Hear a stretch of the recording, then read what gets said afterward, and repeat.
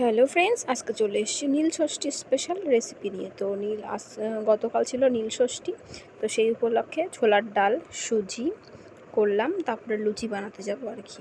চলে এসেছি লুচি বানাতে। দেখো লুচি মুচি সব রেডি, আমি বানাচ্ছি একাই। তো নীল ষষ্ঠীর দিনে প্রধানত আমার জন্মদিন, ঠিক আছে, পরে প্রত্যেক বছর, এবারও তাই, অন্যথা হয়নি। তো বলেছিলাম যে এবার জন্মদিনটা করবো না, কিন্তু বরমশাই ঠিক সন্ধ্যাবেলা কেক মেক নিয়ে হাজির হয়ে গেছে। তো এগুলো আমি আগের থেকেই করছি, কারণ প্রতিবার নীল ষষ্ঠীর দিনে আমি নিরামিষ খাই, পুজো করি আর লুচি খাই আর কি সারাদিন। তো এবার আর পুজো করতে পারলাম না, সে কারণটা অবশ্যই তোমরা জানো। আর এই যে বরমশাই কেক নিয়ে এসছে শাড়ি, তো কেকের ভিডিও করতে পারলাম না, কারণ শরীরটা খুব খারাপ ছিল। আর তার সঙ্গে করেছিলাম পায়েস।